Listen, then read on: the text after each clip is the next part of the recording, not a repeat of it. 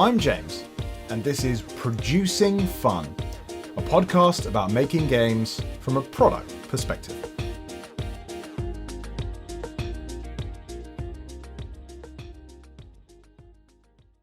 Welcome to Producing Fun. My guest this week is Matthew Dunstan, a Prague-based Australian game designer with more than 30 published titles to his name. Believe it or not, 13 episodes in, Matthew is the first ever guest who works solely as a game designer. When I started Producing Fun, there were so many game design or detailed game review podcasts already, I was keen to avoid duplicating the great work they were already doing. Instead, I wanted to do something fresh. I wanted to highlight the stories of all the other people in the process, and all the amazing things they do to bring us the games we love. So why did I interview him last year? Well, Matthew is someone with a passionate interest in the product side of the business. By his own admission, the longer his career has gone on, the more naturally product-orientated he finds himself. Exposure to working closely with many publishers and editors now has him considering product questions from the very beginning of his game design process. How will components and component count influence manufacturing cost? What's the marketing potential of the idea? How will the game fit into an existing product line? Indeed, he's so product-orientated that when I veered off into some interesting tangent on game design, it was Matthew, not me, keeping us on track and focused on the questions that actually determine how successful a game will be in a market. This was a brilliant conversation and a valuable opportunity to explore some really interesting trends in the industry. Its natural evolution towards various forms of the studio model, properly defined product roles in successful publishing houses, the rise of what he determines the detailed familiar or domestic themes in game design, and the unique power of the long-term collaboration. We join just as I am in utter disbelief about the number of games he has already had published. I've looked on BGG and it says that you have 51 games published. Is that an accurate number? That's not to throw some shade at BGG to start off straight away. You know? Can we trust this data? No. It's slightly humbly, I'll say that it's closer than maybe other designers. In that, of course, BGG has the thing that it lists every single promo card and expansion as a separate item, but actually the number is probably I would say in the 30s somewhere, or sort of 30, mid 30s, 40. It also includes Brett Gilbert and myself. So maybe we'll talk about Brett later, a frequent co-designer of mine. We did some free print and play games called the Good Little Games. That's also counted, within my amount. So that's kind of self-published. So it's also slightly cheating. But yeah, it's sort of 30 to 40, I would say, as a rough thing. And that's 30 to 40 full games, or does that 30 to 40 including kind of boxed expansions if we leave promos out of the picture? No, they would be full different games. In fact, I've actually have very few expansions. And I think that's the thing that often in those numbers you'll see designers, I guess with that number of items on BGG, often will have one or two games which may have many expansions or many entries, but for luck or not, I haven't had many games that have had, many expansions, although I do have a few games such as the adventure games, which are scenario based. So, there's 5 or 6 different adventure games listed. They're not expansions exactly, but they're all the same game system. So it's sort of a mix of things. I find that absolutely incredible. So obviously the listeners can't actually see you, but I assume you're not really a man in his 60s who looks absolutely incredible for his age. So how have you produced that number of games? I can't quite imagine being able to design just the volume of that myself. So I'm just really curious to know, what part of your process just allows you to design that number of titles? I can tell you're really just trying not to ask, how old are you? sort of thing. Well, I think there's a couple of key things. One is that I think I was lucky to start during my PhD studies. So, I think when you're studying, it's sort of a good time to get into game design. You don't have a lot of financial pressures. You don't have a day job that takes up so much time. You have a lot of flexibility, which is very important, so I could travel to conventions and things on a weekday if I needed to, and that was fine. So I think that really helped. And I guess that's when I got my sort of, you hear the colloquially, the 10,000 hours that you have to sort of put into design and things like that. And I think I could sort of build it up at that time when I didn't have pressure to make games. I could do it if I wanted to. I was very lucky to be in a very creative environment. I was in Cambridge. We had started a design group there that at the start was just Brett and myself meeting at a pub once a week, but it quickly sort of grew. And in fact, the group still is going about 10 or 11 years later. And we had a really great group of designers come through that. And the other reason, which is connected to that, is I collaborate on many of my games. Very few of my games are solo designs.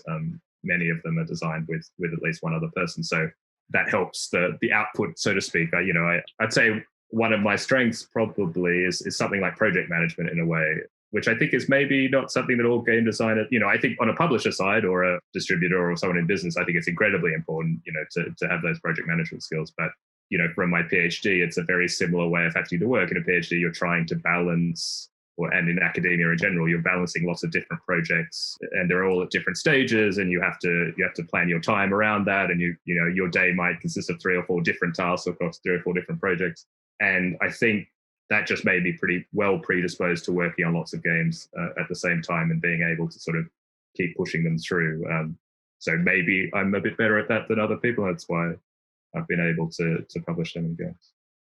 That's really interesting. I think something about being in a formative environment where you can sort of safely explore stuff, I can see how that's a huge advantage, as you said, being able to get your sort of 10,000 hours in, as you put it, quite early on. Although, of course, I'm sure people would say the opposite can sometimes be true, which is that without the external pressures of deadlines to go, you have to do this, some people obviously struggle a bit. Whereas it sounds like, obviously, your natural way of doing things is to be quite organized anyway. I would say maybe in a way a bit different to many students. Perhaps that's been hugely helpful in being able to produce quite a lot of that content. You mentioned also there were deadlines as well. I mean, I think that the other fortunate thing of being in Europe generally is that you have Essenspiel and it's relatively easy to go to. I was privileged enough to be able to go there time wise and financial wise. And actually, I'd say that was a really great deadline every year. I think for whatever reason, from a very early time of going to Essen, I always wanted to go there with at least 5 or 6 different games. For no real rational reason. I wouldn't say that you make better games by trying to, I'm not saying quantity is better than quality. I don't think that's true. But for whatever reason, I had a sort of some intrinsic thing of I must have 5 new games to show to publishers every Essen. And so I think that was a good deadline to push me to finish them. Yeah, I mean, that makes a tremendous amount of sense, actually, to me, even if it is somewhat arbitrary, because I think giving yourself that arbitrary deadline of this is interesting things to then talk about. So you must have known from quite an early point then that you really wanted to go into the design side of things rather than perhaps other aspects of game creation. Absolutely, yeah. I've never had any interest in publishing, or not even particularly development. I'd say actually one of the great things when I collaborate with Brett, and he's the one I've designed the most games with that have been published, at least probably 20 games, I think. One of the great things Brett is good at is it's a sort of the later part of the process that I'd say getting closer to development, to editing, these sort of things. And so because that's not what I naturally tend to, so those skills are particularly important, of course, in a publisher and a developer. So I think I've been quite fortunate that I found my place quite quickly and what I enjoyed. I guess I like finding new systems. I guess it's sort of an intellect. Sounds incredibly abstract and intellectual, but it's about trying to discover something new that already exists out there. I sometimes compare it to scientific research. There are kind of laws of the universe that are out there. They exist, but we just have to kind of find them or understand them. And I sometimes I think as a game designer, your job is to just uncover the things that already are out there, or put them in a way that people can enjoy them and play them. And so I enjoy that exploration of it. That's very interesting. That requires, does it not, a sort of degree of mechanical imagination? Because that's something that I see as a theme that comes up quite a few times to me, is that I think about people's different starting process, and people kind of throw around the idea of theme and mechanic quite casually. But actually, to me, it seems like the starting place of starting with a very particular game theme where you want to simulate and recreate something versus discovering, almost the way that you put it, discovering in nature, almost like there's a mechanical system that maybe exists and you're finding it, strikes me as very, very divergent starting places. Yeah, I think it is very different. I think actually, and linking into, of course, what this podcast is about, I think sometimes it is a very mechanical starting point. But more and more, I think in the latter part of my designing, or more recently, it is product focused. I mean, without saying the easy answer for this podcast, but you're looking to replicate, a product in the market, or iterate on a product, or you see a particular space of type of game or experience, and more and more from the very early point, you start to pigeonhole and go, okay, this is going to suit, for example, these publishers, or is going to suit this style of player. And all those sort of questions are really kind of product questions in a way, that you're trying to fit a particular demographic, or you're trying to a particular price point or type of component, things like that. And I think that I find it a really great way to start, because actually you sort of have the benefit of having a lot of great examples out there that you can sort of build on, but you're never, unless, with themes or mechanics, if you took a mechanic that already exists and just go, okay, I'm making another game with that mechanism, you can have the problem of how do I make something feel new, or how do I, but if you say, okay, I want to make a game that appeals to people who, I don't know, like deck building games or something like that, there's a great library of games to build on for you to learn, or to think about what is that space, without having to worry about, it's going to be a carbon copy of things that come before, because you're not trying to emulate the necessary mechanics, you're trying to emulate the sort of experience or what the players who like those games might enjoy next. That's interesting. So actually, in some ways, I find this quite surprising, because I don't generally think of designers as being especially focused on those product questions. In fact, to the extent where I feel like a lot of people that I meet in the design world, and a lot of products themselves, seem to me to suggest that they haven't come from that perspective, right? Like there's this thing that I tend to find a lot, whereas there's some maybe remixing going on where people say, oh, well, this game exists, so I'm just going to go for it. But without the consideration of the fact that, well, of course, if it's just a clone of that thing, there's probably almost certainly no marketplace for it. Whereas almost that product thinking requires familiarity, but also from the very beginning, you need to have some sort of differentiation as well. So when did you start thinking about things more from the product perspective then? Yeah, I was going to say, I don't think it comes from the start. I can't speak for all designers, but I think designers, are sort of inspired to start designing. And yeah, you're not thinking about products, you're thinking about a game. And certainly my first game, I wasn't thinking about how it would fit some product thing. I was like, I wanted to make this game about this particular mechanism. And I did. I think it comes later in the process. I think especially I think there's two main things in my case that have led to it. One is that, again, I've had access to sort of these bigger conventions and a lot of opportunities to pitch to publishers. And I think just naturally, the more times you're pitching to publishers, the closer and closer you get to that product question, because of course they're coming at from that angle pretty much all the time. That's how they're kind of seeing the lens through whether they want to publish a game or not. And so I think you just can't help but it rub off on you when you have more and more of those meetings, and you sort of sense how they go. You sort of go, well, okay, next time I need to fit into what they're looking for, and of course that means you have to concern by product. I think the other thing for myself, and I don't think it's unique to myself, is I'm a voracious reader of pretty much all media around board games. I mean, it's quite bad because I've now turned a hobby and an interest into more and more of a profession. Yeah. But I think designers have differing sort of interests or in that kind of side of things, of like keeping up with what's the next new 100 games that have come out, and what's the latest game by designer X, or what's the new hotness or trend. And I think my tastes are sort of wide enough, which means that I sort of consume as much of it as possible. And I think that means you just have more data to sort of go on when you're trying to make those product decisions, or you're more likely to find something in all that information that kind of strikes a chime somehow in the kind of the inspiration stage. That you see something like, oh yes, I that idea, and I put it with this, and then okay, that would make a great product.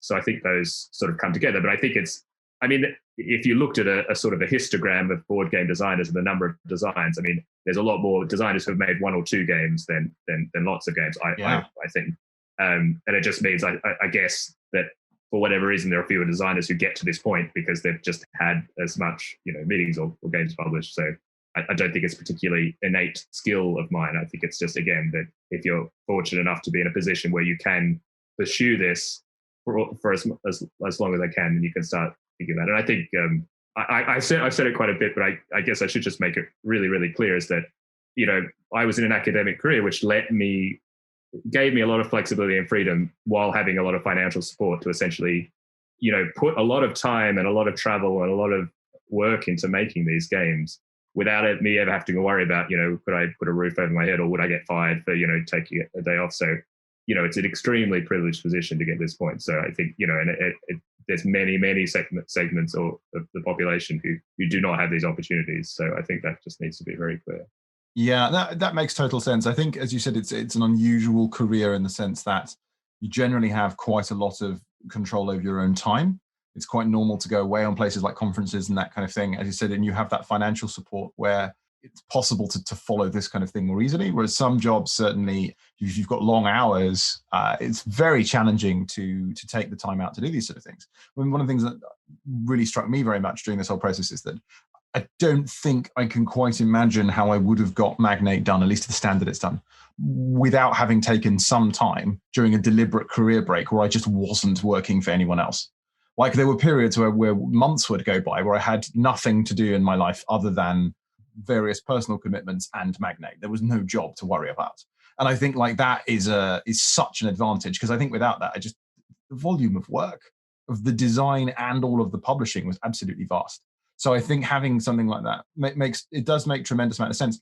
So from what you're saying, do you think that, is it true to say, because I don't know if you feel you can say this, as designers get more experience, they get more product orientated? Is that a fair? I think so. I think I suspect that publishers, when they consider designers, I think you're going to be more successful in selling your designs to publishers I think I've got a pretty good track record. If I finish a game, that I'm able to sell it to a publisher. A lot of people throw around the kind of like 1 out of 10, sort of like 1 out of 10 at every stage. You make 10 ideas and then you'll make one prototype, or you make 10 prototypes, one will get to a final prototype, or you have 10 final prototypes, one will get published. I think I'm a bit ahead of that. And I think if you present things in an easy way for a publisher to consider them as products, and that means you've thought about it as a product, then I think, you're just increasing your odds. And that's kind of, I think that's the name of the game for this type of being a designer, where you're still going around pitching your wares and you're not being contracted out.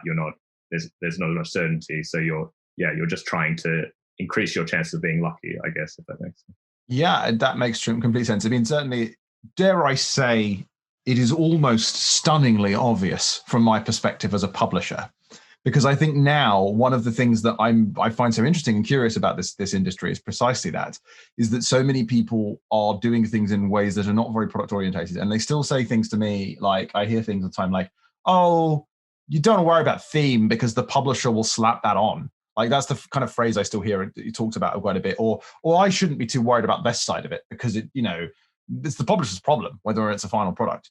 And I'm thinking, my God, I can't imagine picking any of these designers to work with, because to be completely brutally honest, I'm thinking, but the thing becomes to life as a boxed product that people buy. And if it isn't capable of being that in a compelling box, it doesn't matter as far as the game design goes. If you want to publish it, if you want to self-publish it, it's just purely a matter of self-expression, an artistic self-expression. Go for it.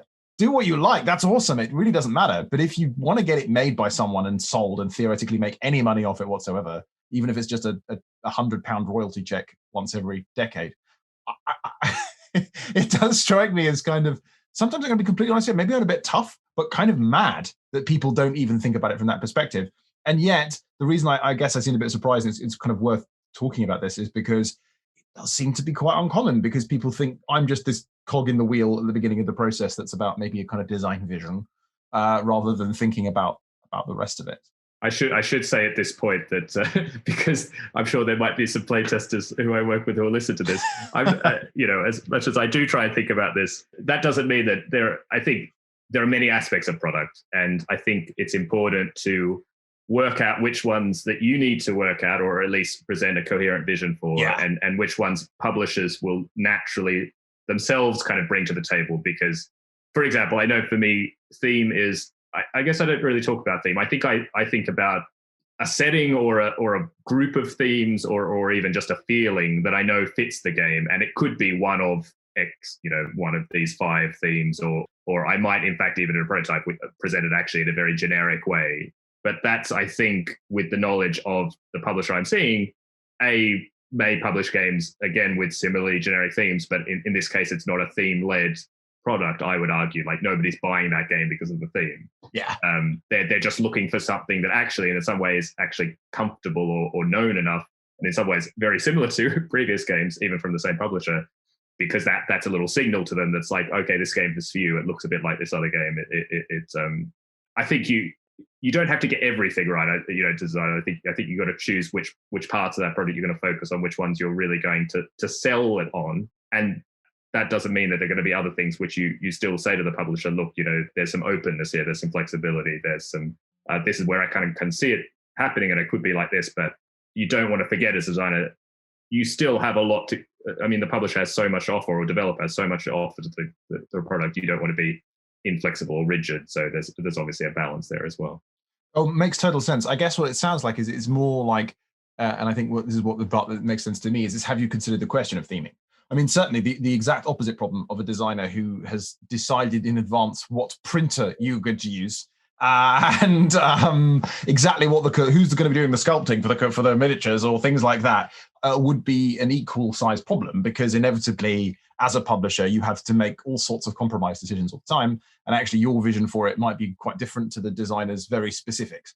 But it is that element, it seems like it's really crucial to have considered the question of those things. So like, here are some theme possibilities of what would fit and why, I guess. Or indeed, when you're actually doing something completely abstracted, where you've said, well, actually, no, it should be highly abstract and not be very themed at all for these very good reasons.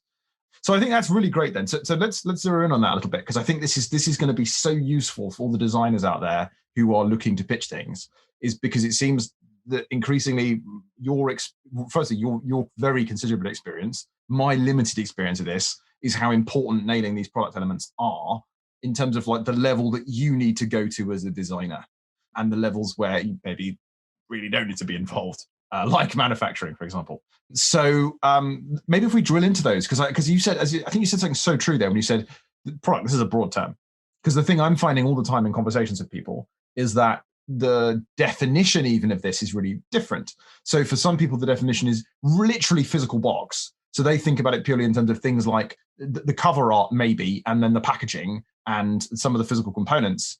But they're not even really considering, which is critical for me, things like the overall game experience, which for me is absolutely vital in terms of product. So if we start with theme then, so question of theme, what else can we say are your most important product considerations that you're thinking about as a designer? I'm thinking in terms of product as a relative thing compared to the other products a publisher has made. So I think of it as a sort of a continuation of a product line. So that is the one driver that you're always going to think about when you pitch to a publisher. Like, why am I pitching to this publisher? I mean, sometimes you just want to work with a publisher because they're fantastic, and you might. But of course, the best way to ensure success is to have a game which they can see will fit in their line as a product. I think this goes across things like theme or player count or player demographic or game length. So there's all sorts of things. Different publishers sort of define their product lines in different ways. They're sometimes you could think of Plan B and the sort of Azul line, the next move. There's sort of there are a lot of rigid rules, right? For them, it's you have to have some sort of tactility, and the kind of actual manufacturing is very important.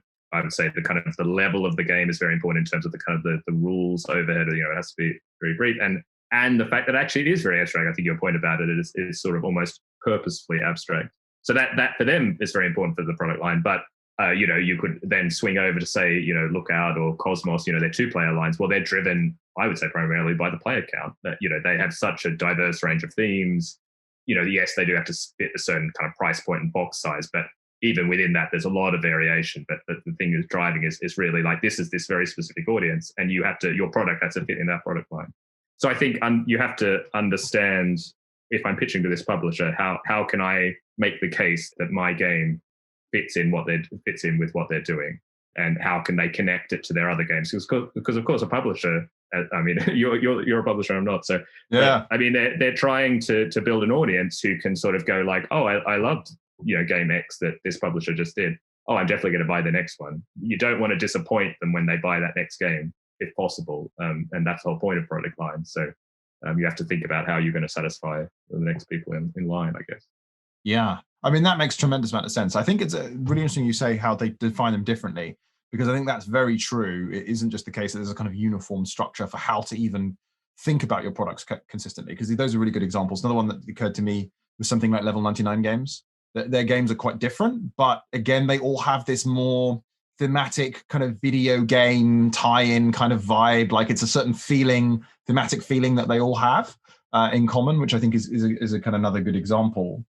Within that kind of a product line fit, what else do you have to think about? I mean, this is surely something about component count must be something that you consider, right? Yeah, I think generally price point, then you start thinking about, well, I mean, because we're still driven by physical products and publishers tend to make games in the same kind of strata, if that, they have their kind of $20 boxes, they have their $40 boxes, So yeah, I think there's a natural concern to think about the price of the game. I guess probably the key question in all that is just, does the game experience match the price that you're going to sell it for? Because there's no one price point. There are many games that have made it all up and down the spectrum. Yeah. It's just that you have to make sure that there is a fit between the game, the audience, and the amount of money that people are willing to pay for the game. If those things are all working together, then you'll have hopefully a chance of a successful product. But of course, if you have something that's out of kilter, if you have a very light game at a very high price point, then you have an audience that might love that kind of light game, but they're never going to spend that amount of money on a game, or vice versa. You might have a very, very thinky, very strategically rich small card game for $10, but actually, that maybe the audience for that isn't going to see that. I mean, they're not, as much as we make fun about, lots of empty empty space in boxes. I mean, that's part of that kind of like blinkering of leading players towards the products that's for them. Like it or not, box size is one of the things that helps people get a sense of like what style of game it is. Yeah, I think that's a crucial thing. And I think, and obviously there are some sound reasons for wanting to shrink boxes in general to the size where they're adequate for the components, for the, both environmentally. I think that's one very good reason for it. And just because it's just kind of takes up extra space you don't want to spend. I mean, I think particularly probably slightly less in North America, because I see loads of massive games rooms that people have, because I guess the space, particularly outside of the coastal cities, is like way more plentiful. But in Europe, Japan, in loads of other places, like space is a real premium. Certainly in, here in London, it definitely is. And so yes, you'd want to have the small space, but as you said, like it or not, it does have this interesting signal. And this is a question I'd like to dig into a little bit, because I think this is a really interesting question, because what that signal is doesn't necessarily seem to be entirely dependent on exactly complexity, although that's kind of correlated with it. It's something about, because it seems to be both an element of components themselves. So for example, there seem to be some miniatures games that are quite successful that are much bigger and heftier looking than some Euro games, even though they're actually simpler. And then the other end of the scale, obviously, you can get some quite thorny little smaller games sometimes, although I would say that's less common than the other way around. What is it that makes an experience tied to like a price point? I would think about, what does the publisher show on the back of the box? What are they highlighting? Because I'm sure in those miniatures games, they're definitely highlighting the miniatures on the back of the box. Right. And they won't be talking very much about the gameplay. And of course, on the flip side, you could think of a strategic Euro, 60 to 90 minutes or something that may highlight a mechanical point, or, on the back of the game, or might very highlight the designer's bio, because that's something that, I know this designer makes games of this type, and that's what they're really trying to define the audience by.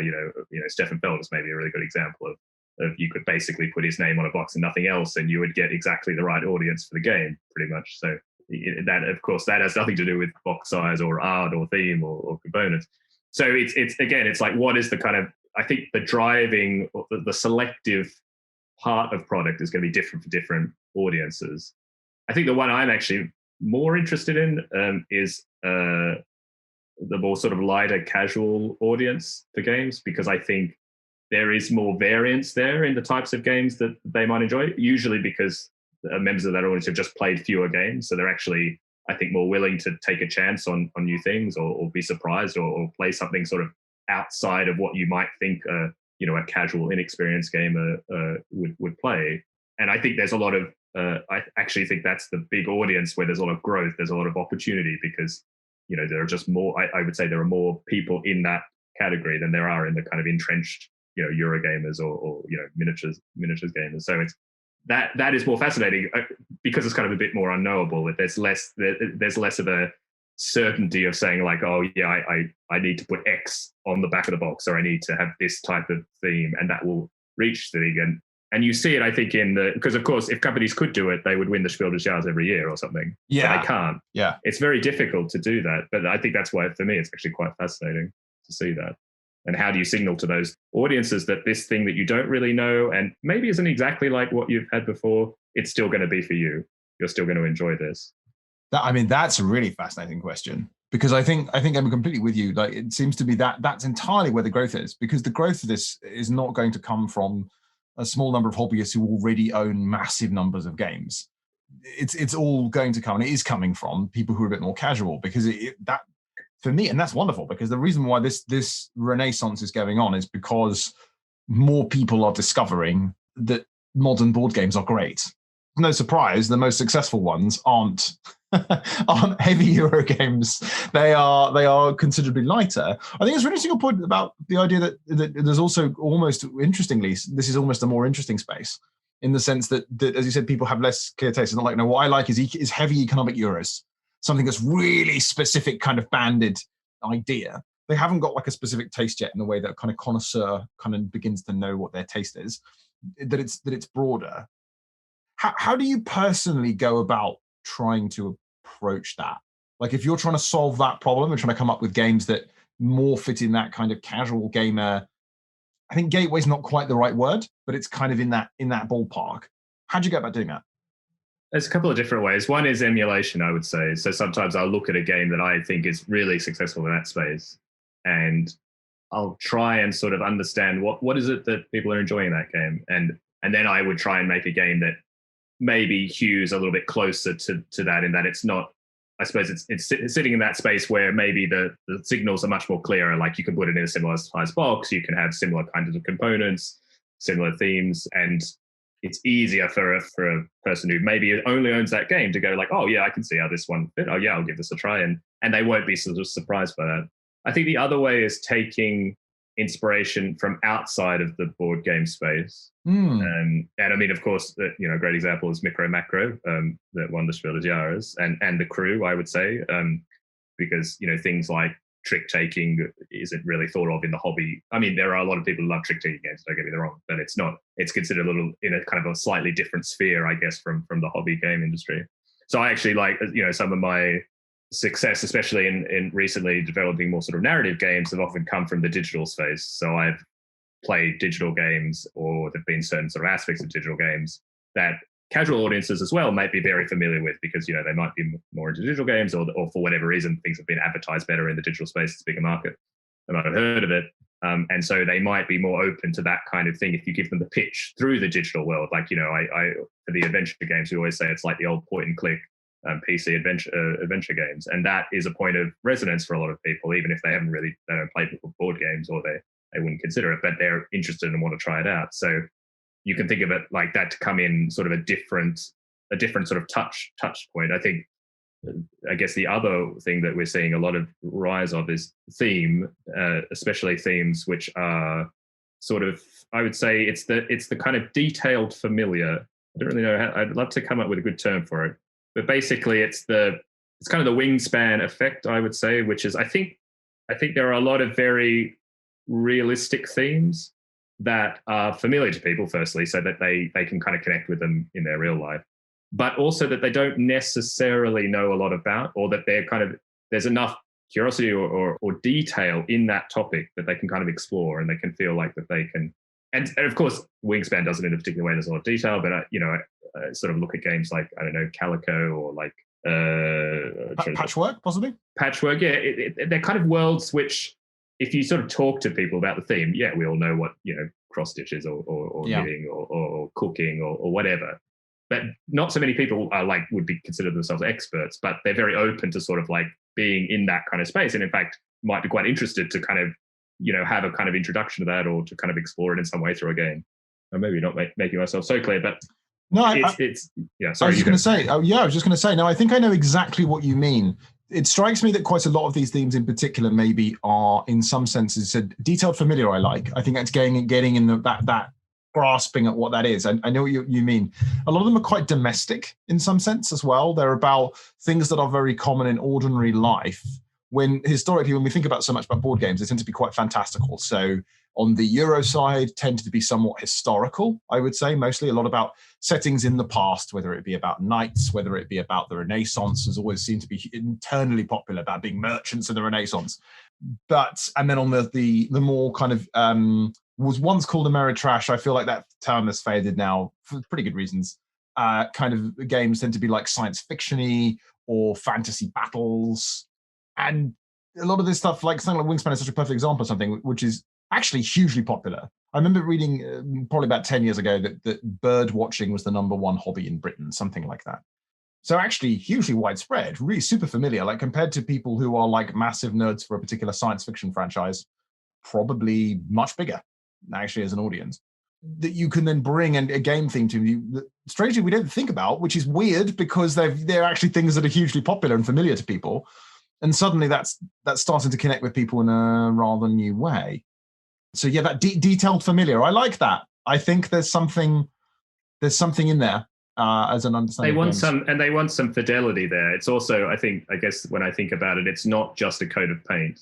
I think a lot of these games are really nailing a deep appreciation for the theme that or the world that they're inhabiting. Yeah. You know, like whether it's bird watching or whether you think of like parks, for example, people who like national parks and that kind of.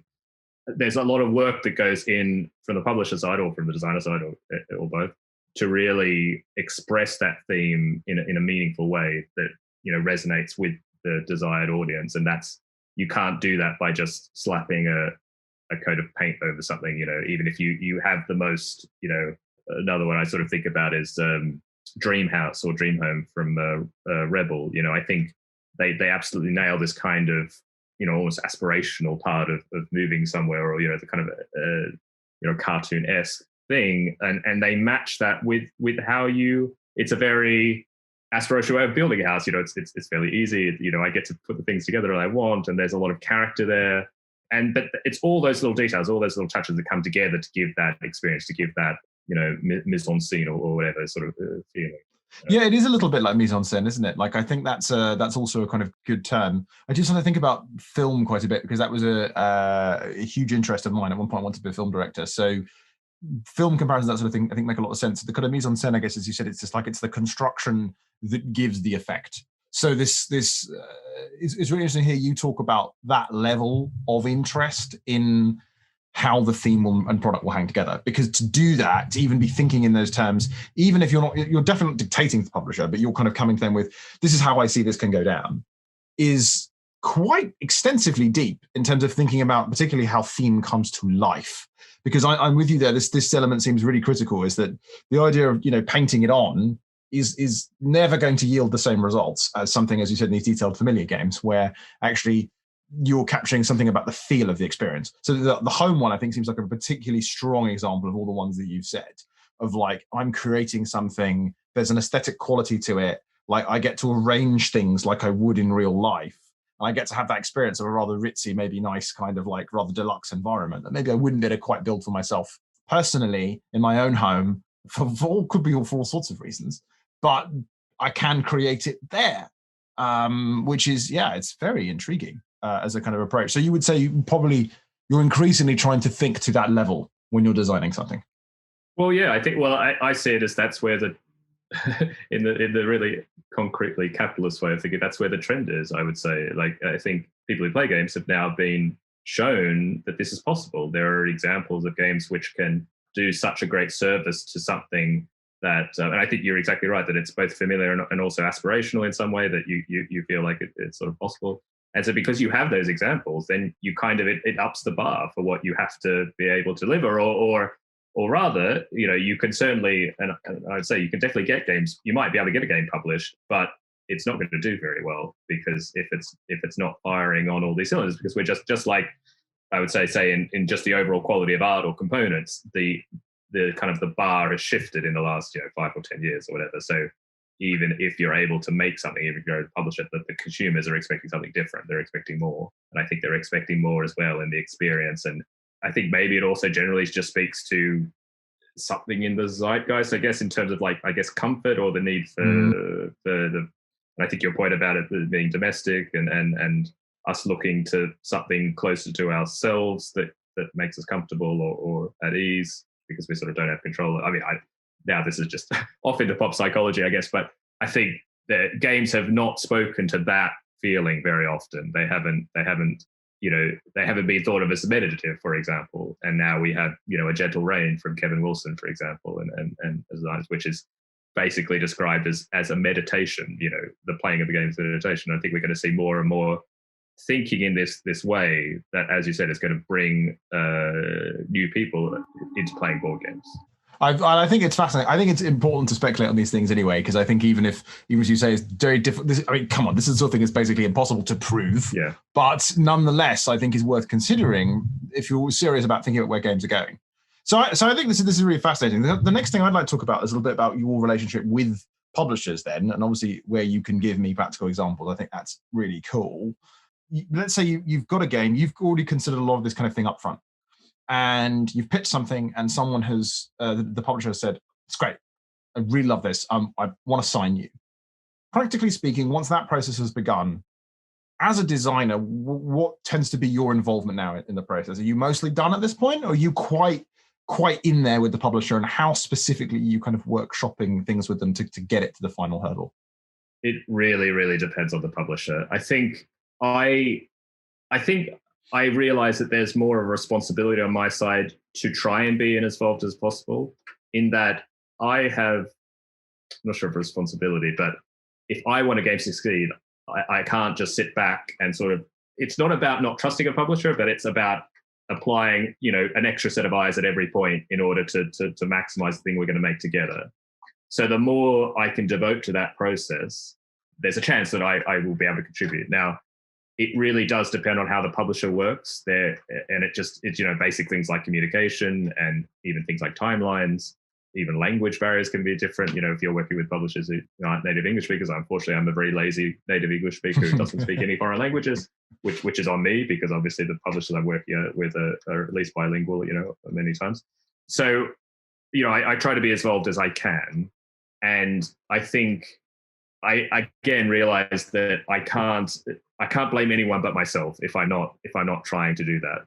Now, of course, there are some times when it's just not possible, and a publisher doesn't work like that, and they will, and you just have to go, okay, well, but that comes down to, I would say, that's the decision when you sign that contract. You have to be happy with how you're going to work with that publisher, and I think I would say to a lot of designers, especially who don't have as much experience, at that point where they offer you a contract, that's the point when you definitely should ask questions about the publisher. What's their vision for the game? How do they envision, deadlines and timelines of the project? How do they envision that they're going to share progress on the game and ask for your feedback? I could definitely understand, and I was there too. When you're offered a contract, you're like, wow, I get to publish a game. Where do I sign, kind of thing. But to realize, much like any other kind of negotiation in life or for jobs or otherwise, like, you have a lot of power in that moment. The moment they say they want to publish your game, like, they want that game. There's no problem with asking these questions. These are not really saying, I don't want to work with you necessarily. They're just, it helps to set out a good way that you might be able to work together. And if you don't know the publish that well, it might help you even make the decision whether you want to publish it with that publisher or not. Because if they can't tell you, well, we don't know how we're going to work on the game, or we don't have a product vision for the game. Sometimes you hope that a publisher sees, who is this going to be for? Do they have ideas of what they're going to do with art or components? And you need to have those conversations. So I think once you've signed, hopefully, like, all these concerns about how involved you're going to be, you've kind of been able to consider them at that point, and then you can work in a meaningful way after that. Yeah, I could talk about a few specific examples just to show the kind of breadth, because we're still a fairly boutique industry that, publishers work in many different ways. Yeah. In Monumental. So Monumental's a large Kickstarter, probably the largest game ever designed, civilization kind of game, lots of minis on Kickstarter, and did all these sort of things. But I originally, I pitched the game as a card-only game, effectively. And oh, really? Yeah. And FunForge had this amazing vision for the game, which was part of the kind of initial conversation, that they had this vision for a much, bigger world to get lost in, and figures and tiles and things. but that meant that I was much, much more involved with the game and the kind of after the signing stage, because they came into that saying, this is our vision, but we need you to also work with us to get there, because we need to make sure that the mechanism of how the game works needs to match that vision. We need to, all those facets need to be in harmony in the final product. So I was much, much more involved in that kind of developing that and sort of honing the gameplay along with their kind of more creative kind of concerns or thematic vision sort of things. Although, of course, on the other side, sometimes you'll work with publishers.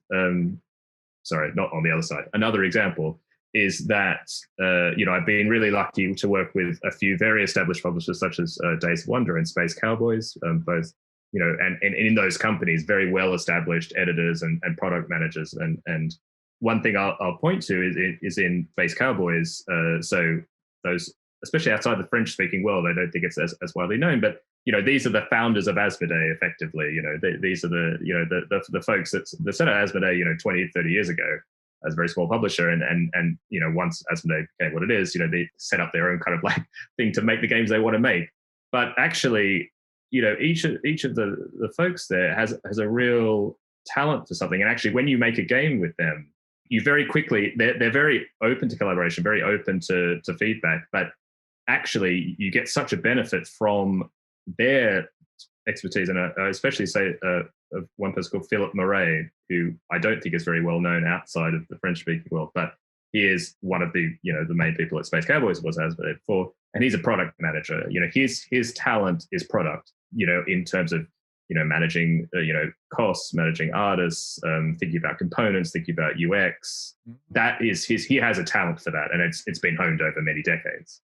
And I think if you look at any of Space Cowboys games, I think you see that. You don't necessarily know it, because I think it's something that, when done well, is very intuitive. It's not necessarily, but you'll see in all of their games, there's always a little touch, which is just, like the chips in Splendor. Like, they didn't have to be poker chips. I was going to say that straight away. That was what I was thinking as well. Yeah, exactly. I mean, I think that's Philippe. I'm pretty sure, although it may have been a group decision. Maybe you'll have him on one time, but yeah. Well, he would be. Oh God, I'd love to. Yeah, it'd be fascinating. Or the in Elysium, which was the game we made with them. He was the one who managed the 8 artists. So each artist did one god, and that's a really defining feature in that game, because you have 8 decks and you're going to choose 5 to mix together, and each of them has their own real theme. And he was the one who thought, let's get 8 separate artists to really give their own style to that thing. And he managed all of that and made that work. And also, they all usually have amazing inserts, like Black Fleet is like a skull and bones in the insert. Like Elysium has this great sort of like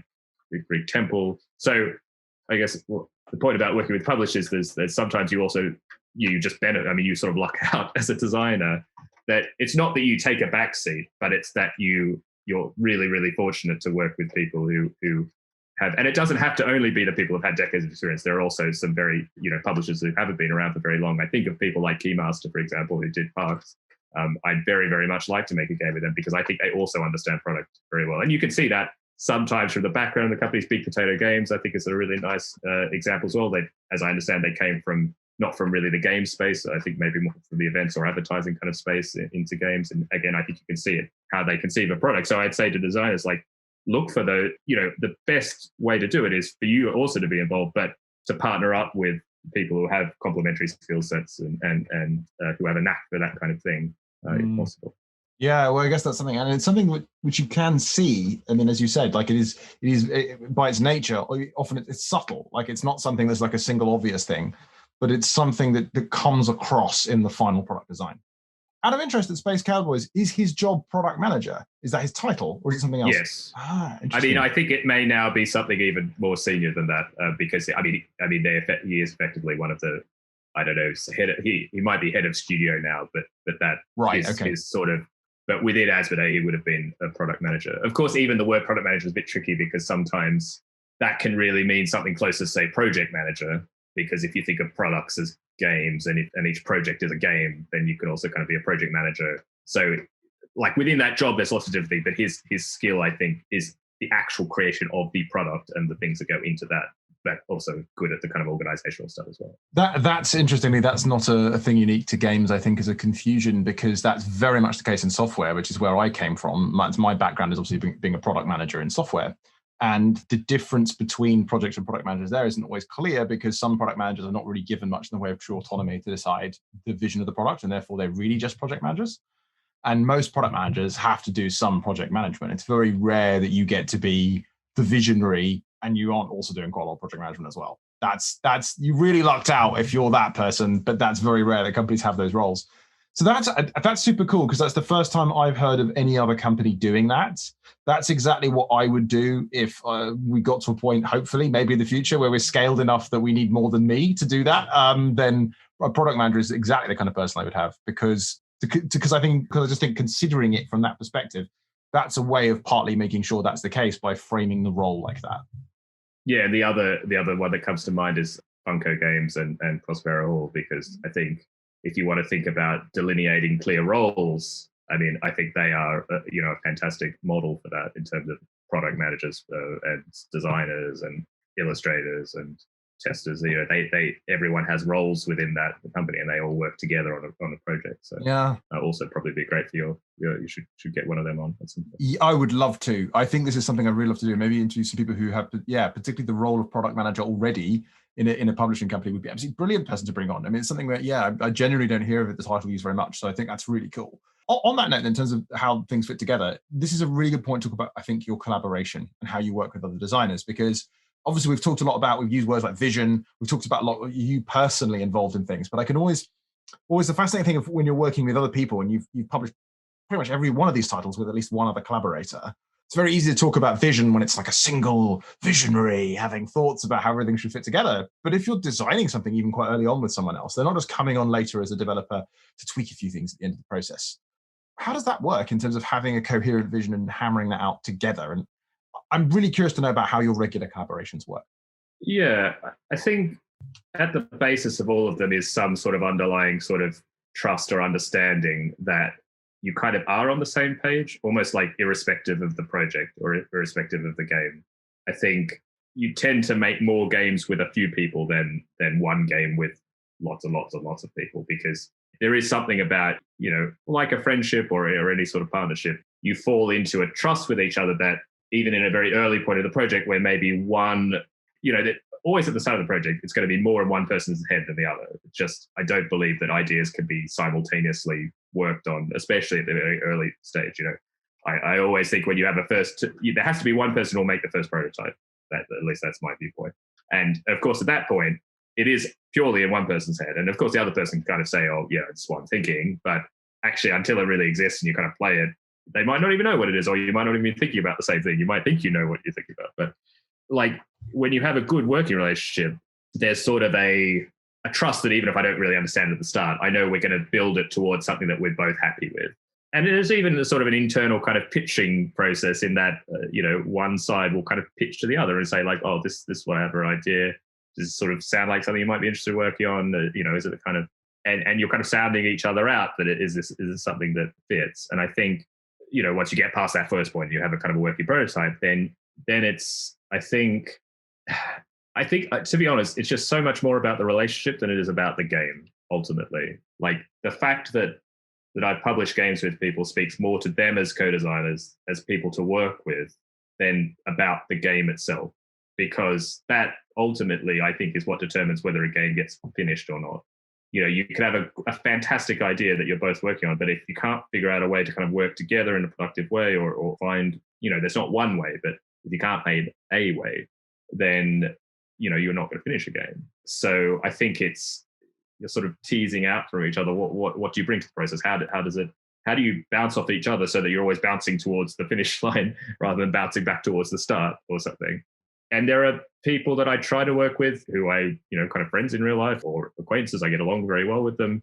And it just doesn't work for whatever reason. And it's sometimes hard to really point to exactly what's lacking or what's, I think difference is actually quite important. I think it's very, very hard to design a game with somebody who's very similar to you, because then you're not really gaining much from working together. You already have the same bases covered. I mentioned earlier working with Brett. He's fantastic at this sort of editorial mind. He comes from kind of book publishing, actually, and I think he's a fantastic playtester.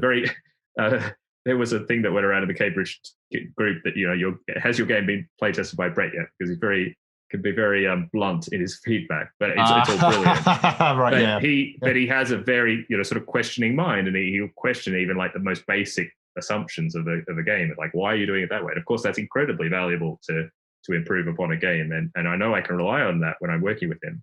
The flip side of that is he's not very good at necessarily coming up with new ideas. When I said that I'm very plugged into like board game media and I like lots of games, Brett's very different. He doesn't really like keeping up with things. He doesn't like, not on Twitter, for example. I mean, there's other reasons for that. So actually, I bring something to the table, and I have a bigger bow to sort of draw from. And most of the games are usually my ideas first, and that's how we work together, and that's our kind of complementary talents. But that's just for us.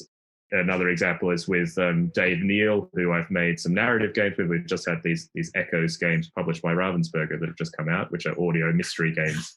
But Dave's also known for he designed the latest Sherlock Holmes Consulting Detective box. Oh, okay, cool. The new one. There was a new box basically, because obviously the ones they published were old a bit.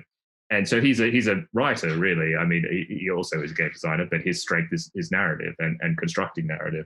And so the way we work together very much is that I usually have a mechanical kind of way to sort of think about like how do we put a little twist in this to make a new narrative game, and he can sort of take that kind of skeleton or that structure, and then how do I tell a compelling story with those constraints, or how do I tell a compelling story with the way that I'm going to reveal new parts of that story? Because of course in games you're always kind of experimenting with how a story is going to be told. It's is it linear? Is it fragmented? Is it a mystery? Is it, these sort of things? And he has a fantastic talent to sort of take that traditional writer's, narrative mind and be able to kind of meld it over this sort of weird skeleton of game mechanics that gives those games the thing. So yeah, that's how we work. So yeah, again, a different set of ways of thinking about things, a different set of skills is vitally important. Yeah, I find that's really, really cool. I think to hear a little bit more about that. So it sounds like to me you're sort of thinking about you're more often the one. It sounds like how coming up with initial ideas, maybe not so much in the narrative ones, but certainly when it comes to most of the games that you work on. And then, for example, you would talk to someone like Brett because you feel like it might be a match for him. You'd have this kind of internal pitching process, and then at any given point, it sounds like there's generally someone is taking the lead in the process. So it's like I'm driving towards a prototype, and then someone else is responding to what's being created. So there's a kind of like. And does it swap? So sometimes will Brett then say make another prototype version back to you, or will it operate like that sometimes? Yeah, actually, there's a few definite, I guess, milestones, or we don't talk about milestones, but I guess you can think of them as milestones. Yeah. With Brett is that he also a fantastic kind of graphic designer. He thinks very good about information design. I think he has one example. Listeners might know about Snowdonia. It's a sort of a game by Tony Boydell. Oh yes, yeah. And one feature is that the track goes around the edge of the board, and the action spaces are it's a worker placement game. There are action spaces sort of numbered, lettered A through to F or G, with the idea that A resolves before B, resolves before C. And actually, Brett's contribution in the playtesting of that, he's just a playtester, was to realize that if you even just how you arrange the action spaces in this kind of following the track around the board just helped the flow of how people thought of how does the game work, and then what's the order of things. And of course, in retrospect, it sounds obvious, but it wasn't like that initially. And has a knack for sort of being able to, simplify things visually, think about how information is presented, which is really important in the prototyping process and when you're pitching to a publisher, because, that just like a big gap in trying to sell a game to a consumer is the gap in the rules, like how do they understand the rules? That's also the gap when you're pitching to a publisher. It's like, how do they understand how to play your prototype effectively? And so the same tricks, the better you can put that into the prototype, then you're just giving yourself a better chance. And so there's always a point in the prototype process where I have been making the prototype from the start, and there'll be a point where it's either settled enough or it's necessary enough that Brett will kind of take over, and then he'll be taking over the prototype, at least the file making. Like maybe I'll be working on the content but he'll be handling the kind of actual, like, how do you make the PDF or put things in Illustrator or whatever. And another point is also the rules. So there's always a point where I may have written some rules initially or they're just being spoken, but then there's a point where they're sort of codified. And again, Brett, he's also an extremely talented rules writer. Again, I think this very directly connected with his previous experience in book publishing. Thinks is just very good at writing that kind of I'm not sure if I can't remember if you had a rules writer on the podcast as yet, but it's a very specific skill set anyway, and he's very, very good at it. So. We had Paul Grogan on. Of course, sorry. I even listened to that. Yeah, no, of course. Yeah, so sorry. Yeah, well, absolutely. And it was great talking to him about the editing, for precisely that reason. Like, and I think you're completely right. It's like such an incredibly it's an incredibly important part of the process for creating something into something which can really work like that.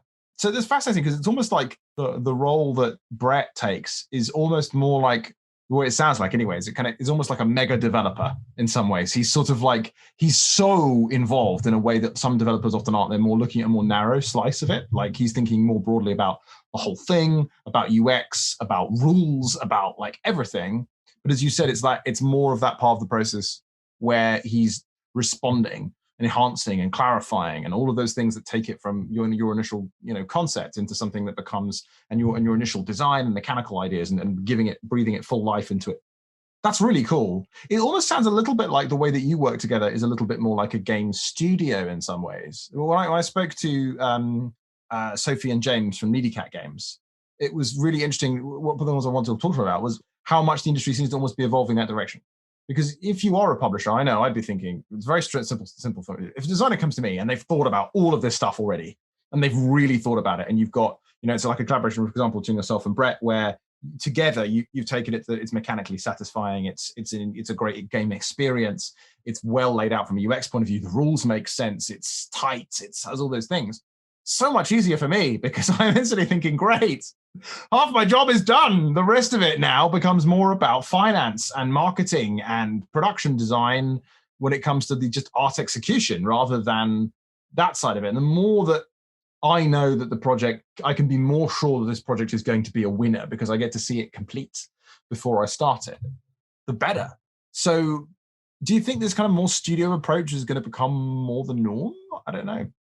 I would hope so. I mean, I think I'm very, very fortunate that Brett's still happy to work with me, I guess. I hope I bring enough. I hope I bring as much to the partnership as he does, because I think you're right. Actually, like he's actually feeling. If you thought about filling roles in a studio, he's wearing a lot of hats, and he's very talented. I think your point about the rules is very sound. There are many publishers who will not only take Brett's rules, pretty much, or he will effectively be editing them with the publisher because he.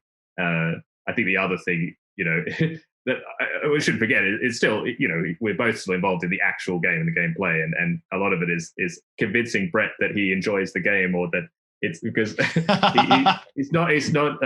We do sort of have different tastes, or at least different like tendencies, I would say, like where you sort of fall back on in design, and the really great thing, and earlier I was sort of talking about aiming for this sort of slightly more casual market.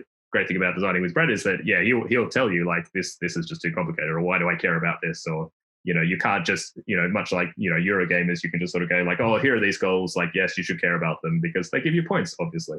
But Brett will sort of throw those assumptions out the window. So I think the studio, I mean, it's just shown to be better, isn't it? I mean, it's just you look at the quality of games coming again from Prospero Hall and Funko Games. I think is just a fantastic example. You've got Team Kaidama in France, so that's Antoine Bowser, Ludovic Montblanc, Théo Revere, and Corentin Lebrat. They made Draftosaurus together, for example. They're much more sort of a design studio, I would say. That but between them, they've got lots of different experiences with publishers and things to think about. So yeah, I think it's a great model. I guess the only slight downside is that maybe the financial side of it, or the kind of the feasibility of it, I'm not sure if it's completely ironed out, that you can sort of understand this is how a way I can set it up and it can work. We don't have enough data points to sort of go like, oh, this is this off the shelf way to set up the studio and make sure you're going to be able to sort, because of course, like when you co-design, you're halving your royalties, effectively. And I always think that's worthwhile, because I think that I'm getting more than double the number of games finished than I do halving the royalties, if that makes sense. Like I'm sort of, the sum is greater than the parts or something. When you talk about studios with, 3 or 4 people or whatever, I mean, that's great.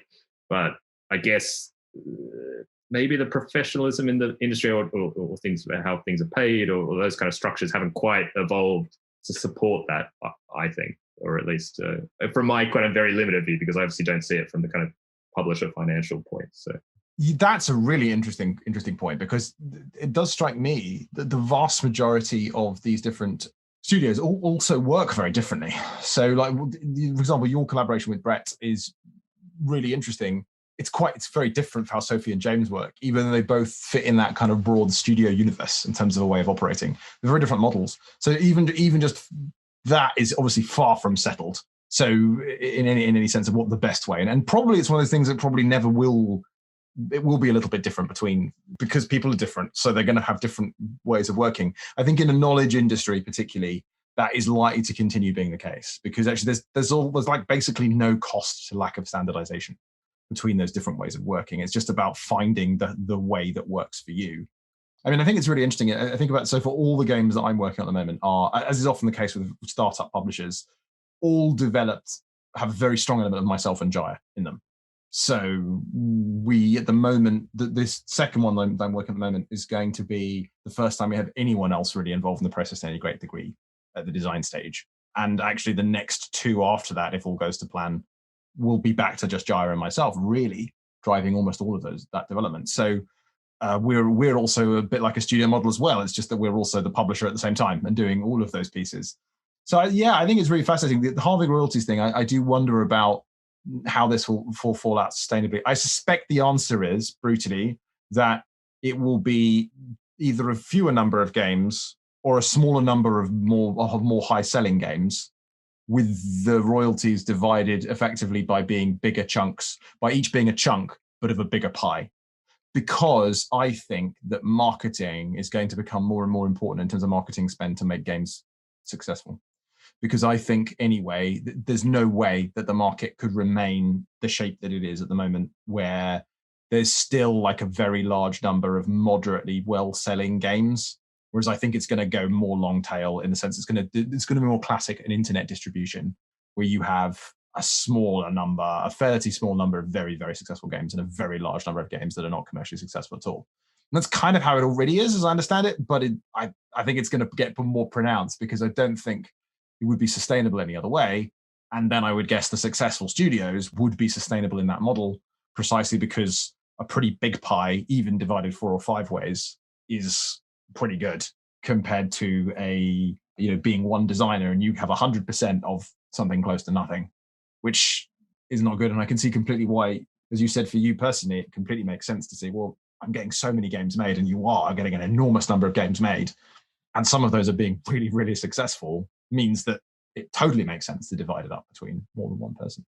That's really cool. That really answers actually one of the listener questions we had this week, which from Alex, he wanted to know about why the collaborations have been so successful. And I think, to me, the way you describe it, I think all of that speaks to why that sounds like that works, from certainly all of my experience looking not just in games, but way beyond games in terms of collaboration of products in general before I got into this industry. So I've got one other listener question that I want to get in before we have to draw to a close today. So, and that's, how do you get yourself into a mindset to sit down and design and not procrastinate? Because you are hugely productive. So that's Mike asked that question. I'd be really curious to know what your answer to that is. I think you can appear to be very productive in the board game industry, but that doesn't relate to hours worked, I would say, firstly, because as you said, it's a knowledge industry, right? Not that I think you have probably a bit of knowledge. I haven't heard that term that much, but it makes sense in that, an actual, person hours to make a game is not very much if you think about it in terms of what you're potentially able to earn from it. It's not like I'm, actually, I asked Antoine Balzer once, almost the first time I met him, actually. He had just recently gone full-time at that point. I think it was, I don't know how many years after Seven Wonders was, but I said, are you more productive since you went full-time? And he said, no, I do about the same amount of work, because, I used to be much more efficient at fitting it into the spare time I had.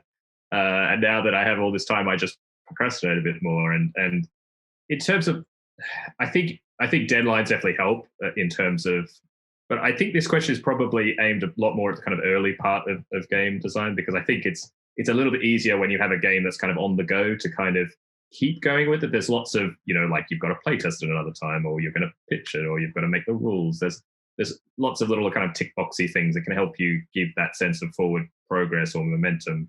And yes, you can procrastinate for those tasks, but they're at least fairly well defined, and usually they're exactly what you want tasks to be. They're kind of like, small enough chunks that you can kind of understand and do. And but when you kind of have to like come up with a game as this big, amorphous thing, that's of course you're going to procrastinate, because how do you even bite off a chunk of that? How do you? And I think all the techniques that people talk about in making achievable goals, I think apply to how do you not procrastinate at that point? How do you break it down to like, oh, I'm just going to get this first prototype done, or I'm just going to get 20 cards of this done, or if it's so horrible, how do I get 5 cards done this morning? Or, if, there was a game where I knew I had to make about 60 cards, and I couldn't use my normal tricks of like, I make 20 and then I triple them all and make the deck out of that or something.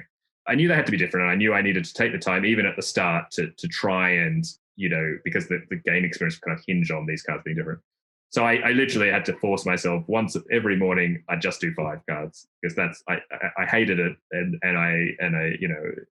it wasn't fun. It wasn't, but I found, just breaking up those small chunks that I could, and I found some sort of, I'm a bit of a creature of kind of habit or schedule. Like, I got up about the same time every day, and I did that. So I think that's one thing. It's not about getting in the mind space. I guess it's planning how you're going to get the time, or how you're going to, I don't really know where my head's going to be, but at least I can kind of put myself in front of my desk and give myself a close enough goal that I might work towards it.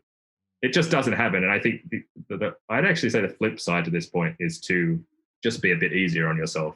I mean, I think this is not just in games, right? There's the internet and social media and blah, blah, blah, blah. There's all these examples of like, oh, designer X is doing, they're releasing another game, or publisher X, they've just sold X copies of this, and now they're coming out with the next, amazing thing. And it's this sort of barrage, and, you just don't see all of the many, many years of work and delays. And, as a publisher, you're maybe just sitting around for a year, just waiting for your game to get on a boat or something, it's not, or whatever, So as a designer, you can feel very much like, oh my gosh, I'm just wasting my time, look at all these things happening. But you don't see that. I'm sure, a majority of designers procrastinate just as much as anybody else. And I think just being a bit kinder to yourself in that, I think, is actually the most, valuable thing. You get to the end of the day and you say, look, I made the best of the day I could. It's over. I'm okay with that.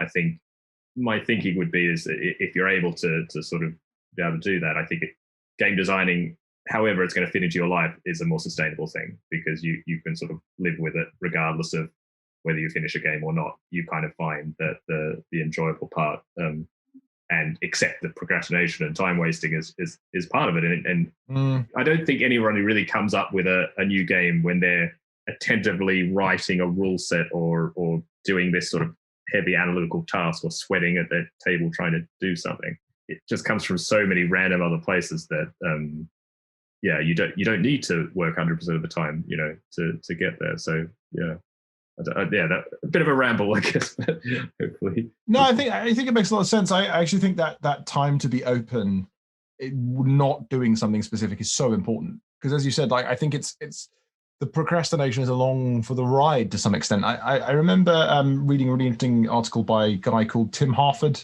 who's the undercover economist from the FT, and he writes some interesting things. And it was a piece about creativity from his book Messy, which is really, really good, I think, on the subject of creativity. That it showed that the people who are the most likely to be distracted are on average the most creative. So there is that thing where it's sort of an inevitable part of being the kind of person that gets to be distracted. And the fascinating thing was that the people who were most productive, who were also creative, were the people who tended towards being distracted a lot, who were able to bring themselves back on focus again when they needed to. And it wasn't about not being distracted or not procrastinating sometimes. It was very much about how you kind of just keep it under control a bit. Yeah. And I think that makes a huge amount of sense. Yeah, and just to go on to that a little bit, I think for me, it's finding, I think there is one thing I could definitely say that it maybe is a little more directive, is it's finding, I think everyone has some way that puts you in this sort of distracted, yet it's also talked about, the two sides of the brain. You've got to keep one side sort of happy to let the other one kind of think a bit. And so, for me, I know, and I now know it very well, is if I need to go for a walk, I need to walk around a block, I will walk the same route I've always walked, basically. Like wherever I am staying, I'll always know a route, and I will do that same route or one or two routes. And I just know that somewhere along that, if I do it enough time, I'm going to solve the problem, or I'm going to think of the thing, or I'm going to, and of course that's not the same for everyone. Sometimes it might be, you know that if you're in your favorite chair or something with a cup of tea, or people's brains work in different ways to do that. But I think if you could somehow, experiment with yourself to find that it's not about a mindset. I guess it's about some combination of activity or place that gives you that sense to be distracted. And for me, it's I have to be away from the computer. I can't be listening to music. I mean, I think I sometimes wonder about having an iPhone actually it was better when I had to be on a train or a bus and I couldn't really do anything, if I didn't want to like put an effort and like read something. And for example, as amazing as podcasts are, I'm not going to think about a new game when I'm listening to a podcast. I'm not distracted. I'm attentively listening. So, it's not taking my phone out when I'm on the metro and trying to remember that if I can, and maybe I'm going to have a chance to like have something in the 5 minutes of waiting or something, or for going for a walk where I'm not listening to anything. I don't have any digital things. I have some internal monologue that's going, but it's almost like not exactly meditative, but it's not sort of attentively thinking. It's just sort of churning over things. So yeah, find your way, I guess, would be the most sort of what is it? It sounds very glib or something. I don't know. But anyway. Yeah, completely. No, I think it's about doing that, and I think that's really interesting. The point about not always being able to be attentive. I think this thing about boredom being actually really important is definitely something which is underrated. And I don't think it's just, hopefully it's not just us already going, oh, back in the old days, things were better, when it could be these kids with their smartphones or something like that. But I think there is something much more material there, because certainly when it comes to more literary stuff that I used to be more interested in doing, sort of writing short stories or things, I haven't done that in such a long time. And I think partly because I am no longer just sitting there and just thinking up stories and thinking about a narrative in my head on a train somewhere doing nothing. And I think that's the impact of that socially is something that I think we're not even going to understand yet. It's going to take some time for us to realize it. So I think it's good to be getting on that early and thinking, hang on a minute, there might have been an advantage to that boredom that just by alleviating it all the time, we're probably missing out on something. I feel like so much of almost everything about human nature is like that to some extent. Like there's a reason why it's the way that it is, and it's not completely arbitrary, which is really critical. Awesome. Well, this has been absolutely fantastic. I really enjoyed a chance to get stuck into the kind of product questions. What should we be looking forward from you coming soon? Yeah, so I guess the main few things is that there are these new Echoes, audio mysteries from Ravensburger. They're audio. Yeah, so they use an app which you have cards, and the app will scan a card and then play a sort of an audio memory that it surrounds that object, and you have to use those audio fragments to determine the kind of order of objects in the story. I'm really happy with that, and that's co-designed with Dave Neal. It's just been released in German. I think it should be available in English soon. It'll be definitely very widely available from September, but you can probably get it from a few places even now.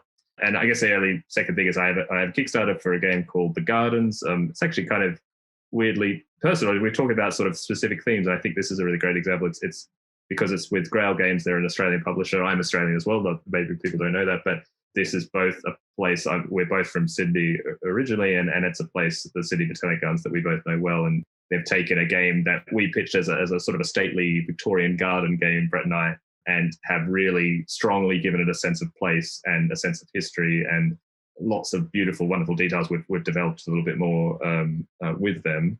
And so that game's coming to Kickstarter in August. But if you can look on my Twitter feed, I think I've definitely shared details. You can sign up and to be notified for when that Kickstarter will go live. So yeah, those are the main things. Fantastic. Well, I will keep an eye on those. The idea of like integrating audio, these kind of things more into board games, so cool. I'm always fascinated by like that sort of new media side of it and how that all kind of interacts. Is something I think that there's so much more yet to be done with that. That's really cool.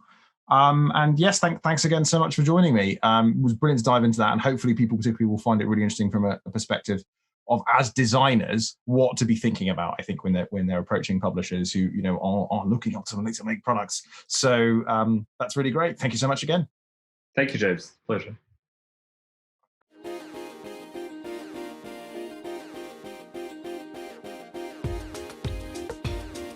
Producing Fun is produced by Naylor Games. If you enjoyed the show, follow us on Spotify, Stitcher, or other major podcasting platforms. Remember, Producing Fun is also a product, and it thrives on feedback. So please leave a review wherever possible, or simply send me your feedback directly. You can message me on Twitter @NaylorJames, or write me an email, james@naylorgames.com. Until next time.